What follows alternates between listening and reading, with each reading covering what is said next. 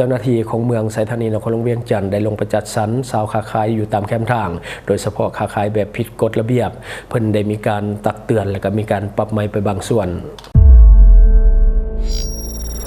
Time to share D+ ผลิตภัณฑ์ปกป้องตับจากเครื่องดื่มแอลกอฮอล์สวัสดีท่านผู้ชมกลับมาพบกับรายการทำทูแสสำหรับพวกข้อที่เราอยากจะนำเสนอในมื้อนี้ก็คือเกี่ยวข้องกับเรื่องของการจัดระเบียบชาวค้าขายอยู่ภายในเมืองไซธานีซึ่งว่าตัวนี้นี่สังคมให้ความสนใจหลายเนาะแล้วก็เป็นข่าวมา 2-3 วันก่อนหน้านี้ซึ่งมีเสียง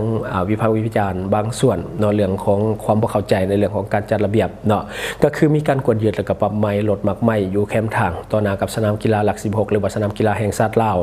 ห้องการแถลงข่าววัฒนธรรมและท่องเที่ยวเมืองไซธานีนครหลวงเวียงจันทร์ได้รายงานในวันที่ 2 พฤษภาคม ปี 2025 ที่ผ่านมาคณะกรรมการจัดสรรความบ่เป็นระเบียบเรียบร้อยของเมืองไซธานีนครหลวงเวียงจันทร์ได้กวดการและก็ได้ตักเตือนลดขายมักไหม้ที่วางขายอยู่ตามแคมป์ทางต่อหน้าสนามกีฬาหลัก 16โดยผ่านมาโนแมนได้เฮ็ดบทบันทึกเก่าเตือนหลายครั้งแล้วแต่ก็ยังดำเนินมาคือเก่าดังนั้นทางคณะกรรมการดังกล่าวจึงได้เข้าไปอายัดสินค้าจำนวนหนึ่งเพื่อเฮียนเซินเจ้าของธุรกิจมาเฮ็ดบทบันทึกศึกษาอบรมทางปรับใหม่ตามระเบียบกันทั้งนี้ก็เพื่อความเป็นระเบียบเรียบร้อยตามข้อตกลง 1184 ของเจ้าของนครหลวงเวียงจันทร์แจ้งการของท่านเจ้าเมืองไซธานีว่าโดยการจัดสรรความบ่เป็นระเบียบเรียบร้อยและก็เพื่อเฮ็ดให้เมืองไซธานีมีความสะอาดจบงามเป็นแบบเป็นระเบียบเรียบร้อยอันนี้ก็คือเนื้อในของข่าวที่ว่าเฮาได้มาจากหนังสือพิมพ์รับพัฒนาเนาะที่ว่าเพิ่นได้ลงไว้ในมื้อก่อนก็คือมีหลายคนเขาไปแสดงความคิดความเห็นต่างๆนานาแตกต่างกันไปคือบางส่วนเนาะก็คือแสดงความชมเชยส่วนหนึ่งก็คือว่ามันอยากหุนแห้งเกินไปเนาะที่จริงก็เพื่อความเป็นระเบียบเรียบร้อยของตัวเมืองและก็เฮ็ดให้ตัวเมืองมันน่าอยู่เนาะก็คือต้องได้มีการจัดสรรเพราะว่าการค้าขายเครื่องสาสายนึงมากับความเปื้อนช่องมาก็คือเรื่องของความแออัดในเรื่องของการสัญจรเสี่ยงที่จะเกิดอุบัติเหตุเนาะและต่อมาก็คือการค้าขายเครื่องสาสายนี่มันสิว่าจังได๋มันบ่เหมาะสมเนาะตัวเมืองมันก็บ่งามเวลาเฮาแนมไปแล้วมันก็บ่ค่อยสะอาดสะอ้างปานใดเพราะว่าหลายจุดที่ว่ามีการค้าขายก็จะเฮ็ดให้บริเวณนั้นมันเปื้อนแล้วก็มีขี้เหงื่อจำนวนหนึ่งเนาะยิ่งเป็นเวลาหีบด่วนในตอนเดินทางบอกว่าจะเป็นเวลาไปเฮ็ดเวียกหรือว่าตอนเลิกกันตอนเลิกโรงเรียนแบบนี้เนาะก็จะเฮ็ดให้มันมีรถติดได้ง่ายโดยเฉพาะบางจุดที่อยู่ตามแคมป์ทางใหญ่เวลารถลูกค้าไปจอดซื้อเครื่องก็จะเฮ็ดให้เกิดการสัญจรแออัดในบริเวณนั้นแต่เรื่องนี้เนาะเสียงมันแตกออกเป็นหลายฝ่ายเพราะว่าเฮาไปอ่านเบิ่งคอมเมนต์แต่ละช่องที่ว่าได้เอาข่าวตัวนี้ลงก็คือส่วนหนึ่งก็เห็นดีกับการจัดสรรที่ถูกต้องเนาะเฮ็ดให้มันสะดวกในเรื่องของการสัญจรเนาะแต่ว่าส่วนหนึ่งเขาก็เบิ่งว่ามันเป็นการเฮ็ดเกินกว่าเหตุกีดกันการทำมาหากินของประชาชนอันนี้มันแล้วแต่ความคิดมุมมองของแต่ละคนนะเพราะว่าแต่ละคนบ่คือกันเนาะก็คือต่างคนต่างแสดงความคิดความเห็นเนาะบางคนก็เห็นอกเห็นใจพ่อค้าแม่ค้าที่ว่าเขาไปทำมาหากินเขาหาเงินเลี้ยงชีพแบบนี้นะซึ่งว่ามันมีหลายคนแสดงความคิดความเห็นแบบนี้เสียงแตกต่างกันไปซึ่งว่าหันน้อยเนาะเล็กๆน้อยๆคล้ายๆเล็กๆน้อยๆกับผ่อนพันย้อนยานกันไปแบบนี้หลายคนก็อยากให้เห็นอกเห็นใจพ่อค้าแม่ค้าหลายเนาะแต่ว่าบางส่วนก็ถูกต้องแล้วสมเสยในการปฏิบัติหน้าที่เพราะว่ามันสร้างความบ่เป็นระเบียบเรียบร้อยก็ยังให้เจ้าหน้าที่เข้าไปจัดสรรเพราะว่าบางคนในรำคาญกับรถติดที่ว่าลูกค้ามาจอดซื้อเครื่องแบบจอดรถสะสายก็คือแบบว่ามันกีดกันการสัญจรเนาะหลายคนก็อยากให้มีการจัดสรรแต่บางส่วนพันเบิงว่ามันเป็นการทำมาหากินก็ควรปล่อยให้เขาเจ้าได้ค้าขายไปแน่แบบนี้ต่างคนต่างมุมมองเนาะที่จริงในเขตเมืองไซธานีมันก็ยังมีอีกหลายจุดที่ต้องได้มีการจัดสรรคืนเนาะแต่ว่าอาจจะยังบ่ได้แก้ไขแบบ 100% เถื่อเนาะมันก็ยังมีบางจุดที่สังคมยังคอมเพลนมาอยู่ที่จริงเนาะร้านขายเครื่องทางขึ้นดอนนูนเนาะทางขึ้นคอยดอนนูนก็เป็นอีกปัญหาหนึ่งที่เป็นต้นเหตุของรถติดจนกลายเป็นตำนานเนาะคนเวียงจันทร์ในฮู้ดีว่าการที่จะออกไปทางงอนหรือว่าออกไปทางดอนนูนนี่ต้องผ่านจุดนั้นอย่างแน่นอนติดไฟแดงแล้วกลายเป็นเดียวกับแม่นหันเนาะซึ่งว่าสร้างความแออัดหลายซึ่งที่ผ่านมานี่คนเวียงจันทร์ฮู้ดีจุดนั้นเนาะก็คือเป็นห้านขายเครื่องส่งเนาะขายเครื่องส่งขายเครื่องย่อยแล้วก็จะมีรถลูกค้ามาจอดตามแคมป์ทางบ่เป็นระเบียบจนเฮ็ดให้รถติดแออัดโดยเฉพาะในเวลาเลิกการตอนแลงเนาะเลิกการเลิกโรงเรียนนั่นก็จะเฮ็ดให้รถติดหลายคนก็งุนงิดถ้าถึงจุดนั้นเนาะเพราะว่าแต่ละแหล่งมันก็จะเห็นให้รถติดเนาะหลายคนก็อยากให้มีการแก้ไขตัวนั้นด่วนแต่ว่าในปัจจุบันเขาเจ้าก็เฮ็ดเป็นห้างเรียบร้อยก็น่าจะช่วยแก้ปัญหาเรื่องของรถติดได้ดีสมควรอันนี้ก็บ่ได้ใจว่าทางเมืองได้ไปแนะนำให้เขาเจ้า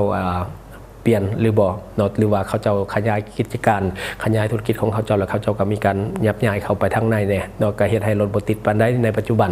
และบัดนี้มันก็ยังมีห้านขายเครื่องไฟฟ้าอีกห้านหนึ่งอยู่แถวหนองพญาทางไปสังเกตนั่นก็เป็นอีกห้านหนึ่งที่มีเครื่องไฟฟ้าค่อนข้างที่จะหลายและก็วางออกมาตาม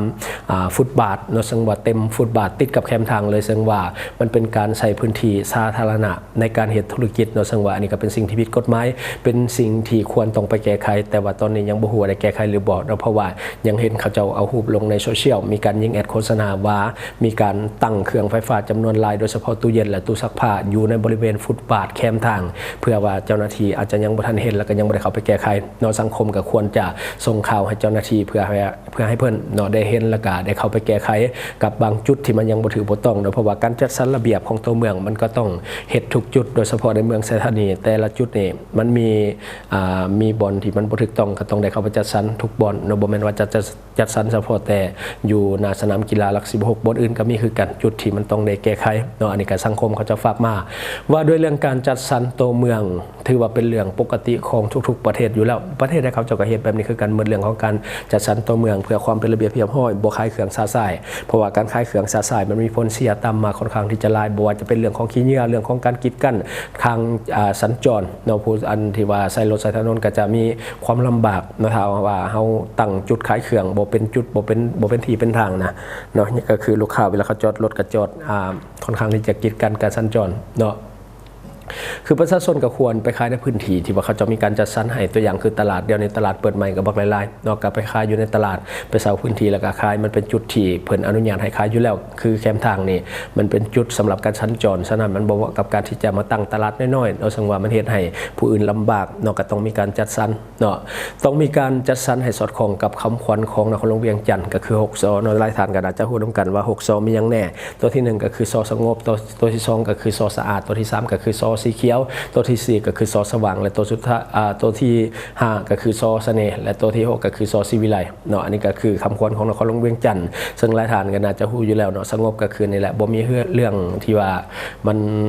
สร้างความบ่สงบเนาะเรื่องของอุบัติเหตุเรื่องของ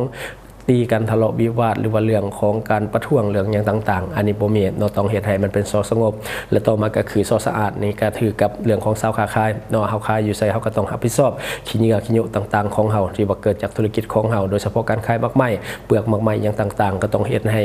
มันจบดีเนาะใส่ธงใส่ไทยเอาไปทิ่มบนเพิ่นจัดสรรไว้ต่อมาก็คือซอสีเขียวเนาะก็คือต้นไม้เนาะต้นไม้นี่พยายามรักษาไว้ให้หลายๆเนาะก็คือแคมทางต่างๆก็จะมีต้นไม้เพิ่นปลูกไว้เนาะอย่าไปตัดอย่าไป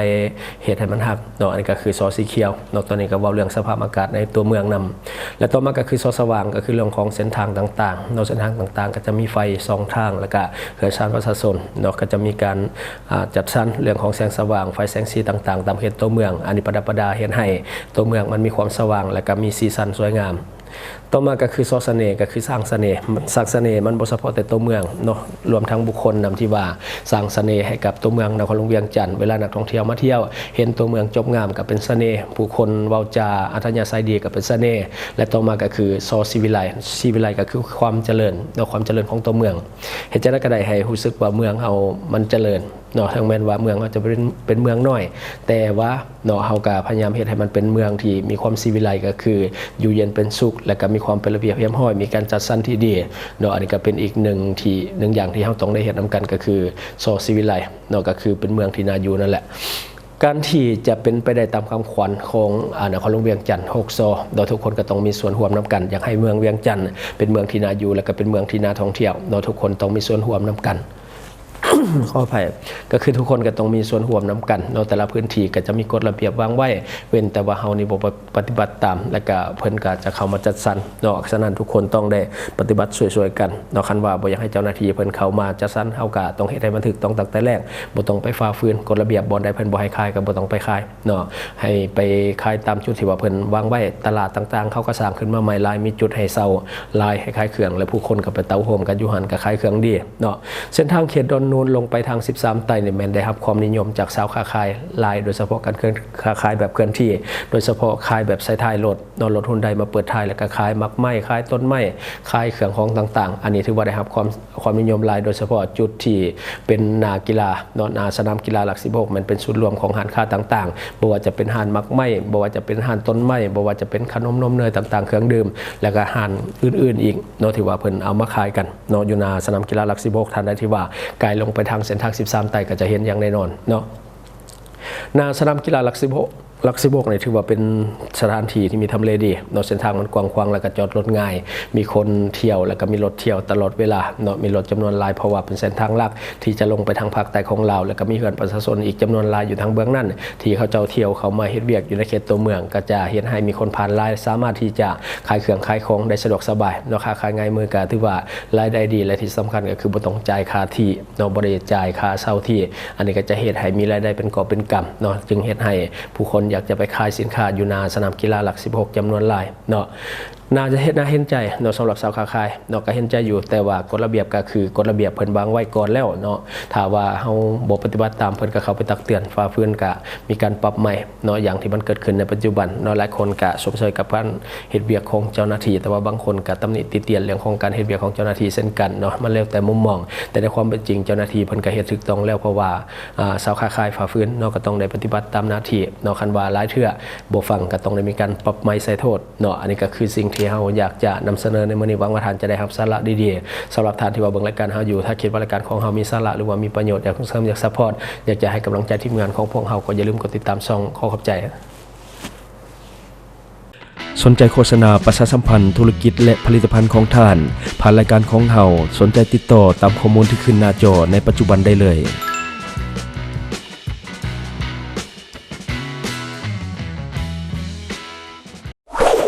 Subscribe for more video.